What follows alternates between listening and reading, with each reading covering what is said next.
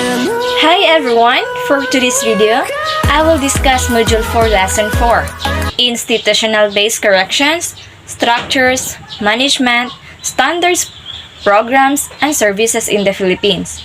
Two system-based approaches to corrections. The Bureau of Corrections RA 10575, Custody, Security and Control of Prisoners, Care and Treatment of Prisoners, Release of Prisoners, Good Conduct Time Allowance, GCTA, Prohibited Acts, Subjects to Disciplinary Actions, BGMP RA 6975, Republic Act 9263, Treatment of Special Needs or Unusual Offenders, Emergency Plans, Movement or Transfer of Prisoners, Detainees, Privileges of Detainees, and Sentenced Prisoners. The Regional Rehabilitation Centers for Youth, the Child and Youth Welfare Code, the Death Row, and the Rule on the Writ of Amparo. So, what is institutional-based correction? So, community and institutional-based corrections have both similarities and differences. The similarities in these two sanctions are that the individual is going through the treatment on the inside and they are continuing it on the outside. So the difference is community-based corrections are you're either placed on parole or given probation, and institutional-based corrections means that the individual is placed in a prison or jail, which means they are housed in a secure correctional facility. So the benefits of community-based correctional sanctions are to achieve public safety through reduced recidivism. So next is the Philippine government takes place in an organized framework of a presidential, representative, and democratic republic whereby the president is both the head of state and the head of government. So this system revolves around three separate and sovereign yet interdependent branches. So the legislative branch, the lawmaking body. So the executive branch is the law enforcing body. And the judicial branch is the law interpreting body. So let's proceed first. Is the executive power is exercised by the government under the leadership of the president. Legislative power is vested in both the government and the two-chamber Congress. The Senate is the upper chamber, and the House of Representatives is the lower chamber. So judicial power is vested in the courts, with the Supreme Court of the Philippines as the highest judicial body. Let's proceed to the executive branch. So the executive branch is headed by the president, who functions as both the head of state and the head of government. So the president is also the commander-in-chief of the armed forces of the Philippines. So the president is elected by popular vote to a term of 6 years. The president then appoints and many dismiss his or her cabinet members whom he or she presides over. So the executive seat of government is administered officially from Malacanang Palace, also the official residence of the president in Manila. So about the second highest official, the vice president, in turn first line to succession should the president resign, be impeached, or die in office. So the vice president usually, though not always, may be a member of the president's cabinet. If there is a vacancy in the position of vice president, the president will appoint any member of Congress, usually a party member. As new vice president, the appointment will be validated by the 3/4 vote of Congress voting separately. So next is legislative branch. So the remainder of the House seats are designated for sectoral representative, elected at large through a complex party list system, hinging on the party receiving at least 2% to 6% of the national vote total.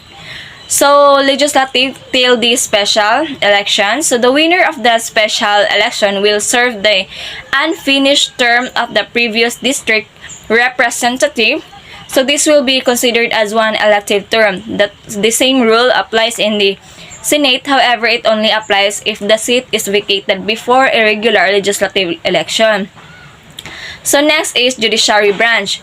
The judiciary branch of the government is headed by the Supreme Court, which has a Chief Justice as its head and 14 associate justices, all appointed by the President on the recommendation of the Judicial and Bar Council.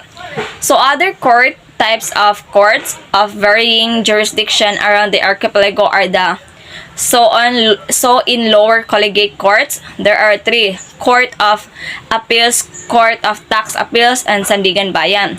So all appellate court, commonly called a Court of Appeal or Appeal Court, Court of Second Instance or Second Instance Court, is any court of law that is empowered to hear an appeal of a trial court or other lower tribunal. Another meaning is a court hearing appeals from the decisions of lower courts, called also Court of Appeal. So the main functions of the Court of Appeal is a Court of Appeals hears challenges to district court decisions from courts located within its circuit, as well as appeals from decisions of federal and administrative agencies. So the Courts of Tax Appeals is the special court of limited jurisdiction and had the same level with the Court of Appeals. So the court consists of 8 associate justices and 1 presiding justice. The roles and responsibilities of Court of Tax is first, fair and speedy collection of taxes by the government, adequate judicial remedies to taxpayers against unreasonable or unjust tax assessments and refund of excessive or erroneous taxes collected. Third is proper interpretation of tax statutes. So let's proceed to the Sandigan Bayan. Is a special appellate collegial court in the Philippines that has jurisdiction over criminal and civil cases involving graft and corruption practices and other offenses committed by public officers and employees, including those in government-owned and controlled corporations.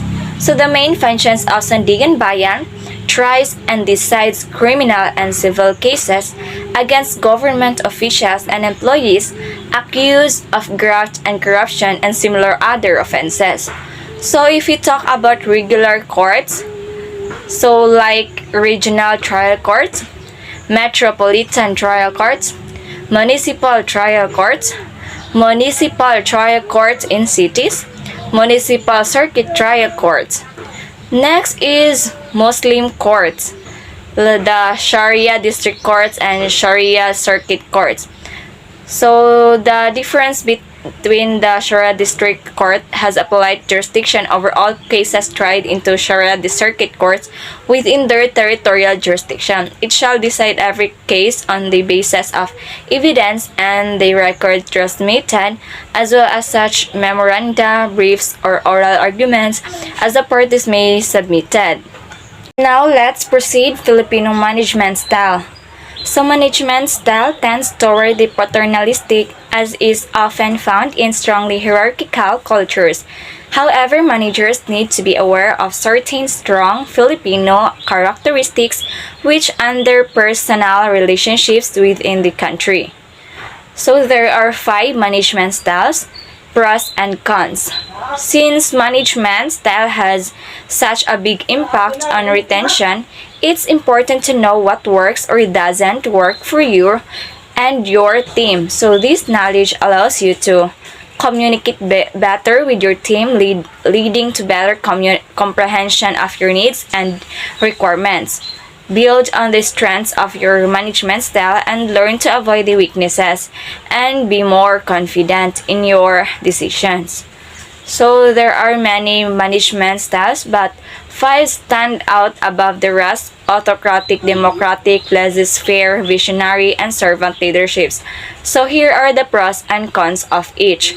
So the pros and cons of using this management style. So autocratic management style. As the name suggests, this management style is characterized by the leader's control over all decisions. An autocratic manager will rarely take input from team members or from a group consensus, and they often exert complete control over their team. So the pros: quick decisions can be made in environments where a speedy turnaround is required. Next is processes are streamlined as there is no back and forth between team members. One person handles any and all signs off. And next, poor performance can be quickly addressed and tackled with other types of management styles, and their performance can go unnoticed for longer. So very understandable. So next is cons. It discourages cooperation and taking initiative. Employees who are proactive and knowledgeable can find this style difficult to work under. It can lead them to feeling deflated and unmotivated. So decisions stop when the manager is absent, as team members don't feel empowered or capable of making decisions. Next is turnover can increase if team members don't feel respected. Employees don't feel valued for their input if decisions are always made above their heads. Next is the performance of a team or company is solely dependent on one person. If the manager is fair and competent, then this style of management can work. If not, everyone suffers no matter the quality of work they do. So the member of the every member should cooperate, because if that member can't cooperate, then all of you will suffer any obstacle or problem. Let's proceed about standards development. The DTI or BPS, through the Standards Development Divisions, develop Philippine National Standards or PNS using two methods, the Technical Committee method and Fast Track method. So in both methods, the participation of stakeholders is vital in the standards making process. As the national standards body or NSB of the country, the DTI or BPS is responsible in the development, promulgation, and implementation of standards, as well as the coordination of standardization activities in the Philippines. So let's start first about the technical committee method. So in Philippines, national standards are prepared by the BPS technical committees or BPS or TCs. TCs are composed of representatives from relevant stakeholders as its members. So next is fast track methods. It provides market relevant standard in a timely manner. The BPS also adopts the fast track method in standards development or adoption. So programs and services are Pantawid Pamilyang Pilipino Program, Kalahi, CIDSS or Kapit Bisig Laban sa Kahirapan, Comprehensive Integrated Delivery of Social Services, Listahanan or National Household Targeting System for Poverty Reduction, Sustainable Livelihood Program, Supplementary Feed Program, Social Pension Program. That's all the program offered. So let's proceed to the residential care facilities. Home for Girls, Regional Center for Women, Regional Rehabilitation Center for Youth, and Recovery and Reintegration Program for Trafficked Persons, and also assistance to individual in crisis situation, minors traveling abroad, adoption, unconditional cash transfer. So revise our IRR or Republic Act Number 10575. This act shall be known as the Bureau of Corrections Act of 2013, Section 2 Declaration of Policy. It is the policy of the state to promote the general welfare and safeguard the basic rights of every prisoners incarcerated in our national penitentiary. So rule number 1, preliminary provision. So what is preliminary provision? In any contract or agreement, there are conditions which must be met by all parties involved. So provisions are used in an agreement or contract to make sure that all parties are satisfied. Thereby, provisions are actions provided to ensure every party has recourse if not satisfied. A preliminary provision is action that could be but is not required to be taken by or any one or all parties of the contract before the contract is even signed, so that there is no misunderstandings going into the agreement or contract from the start. So next is rule number 2, general provision. It also recognizes the responsibility of the state to strengthen government capability aimed towards the institutionalization of highly efficient and competent correctional services. So the concept of imprisonment is stated in Rule 57 of UNSMRTP. Imprisonment and other measures which result in cutting off an offender from the outside world are afflictive by the very fact of taking from the person the right of self-determination by depriving him of his liberty. Next is the concept of reintegration to society instated in Rule 58. So the purpose and justification of a sentence of imprisonment or a similar measure deprivative of liberty is ultimately to protect society against crime. And next is the concept of reformation is stated in Rule 59. To this end, the institution should utilize all the remedial, educational, moral, spiritual, and other forces and forms of assistance which are appropriate and available, and should seek to apply them according to the individual treatment needs of the prisoners. So let's proceed to rule number 3. It refers to RA 100575, an act, active service, administrative requirement, admission, base pay, Bucor, Bureau of Corrections, circumferential, civil identity. So that's the one. So what is the rank of the head of the Bureau of Correction under the RA 100575? So Director General refers to the highest officer in Bucor with the rank of Undersecretary as a civilian employee in the uniformed service who is authorized to wear the 3-star rank in insignia as symbol of authority and command responsibility. So what is RA 100575 all about? So Declaration of Policy. It is the policy of the state to promote the general welfare and safeguard the basic rights of every prisoner incarcerated in our national penitentiary. So here's what the GCTA law says.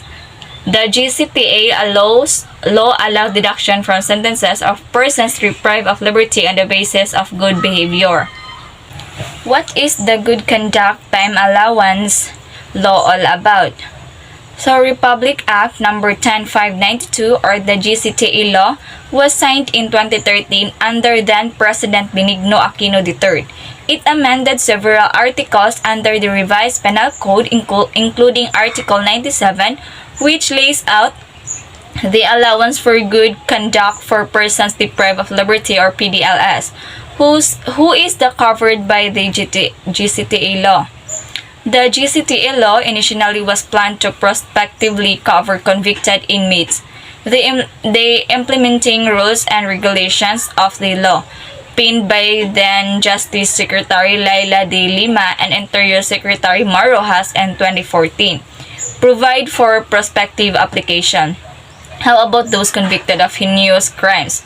So this has been the point of contention of arguments that arose after news broke about Sanchez's possibly early release. So Sanchez, who was convicted in 1995 for the deaths of University of the Philippines Los Baños students Aileen Sarmenta and Alan Gomez in 1993, was initially announced as among those who would benefit from the GCTA.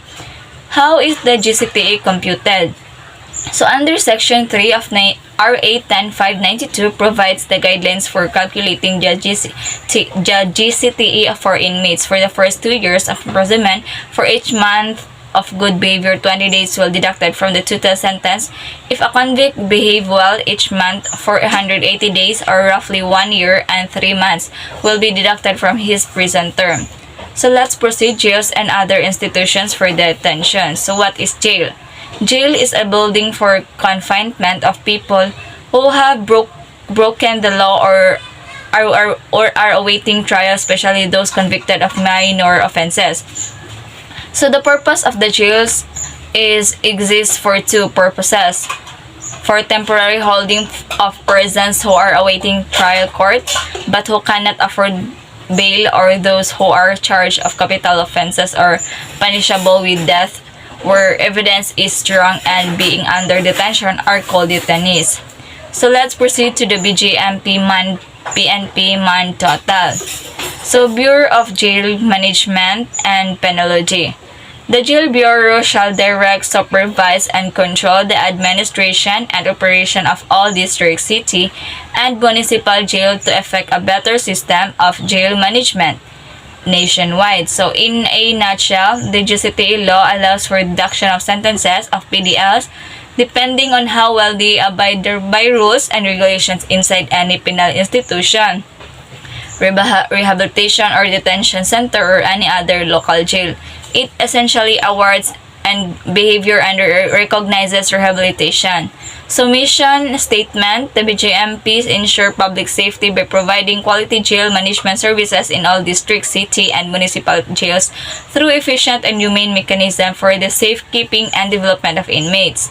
And the vision is the Bureau of Jail Management and Penology envisions a dynamic and responsive institution which upholds professional jail services to promote public safety.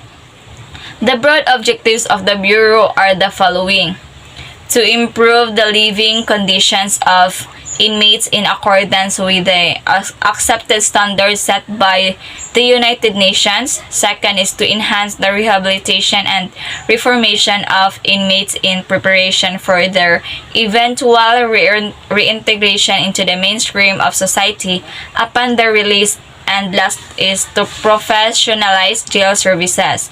Functions in line with its mission, the Bureau endeavors to perform the following: formulate and implementing policies for the programs of correctional rehabilitation and treatment of inmates, and plan and program funds for the subsistence allowance for inmates, and thus is conduct researches, develop and implement plans.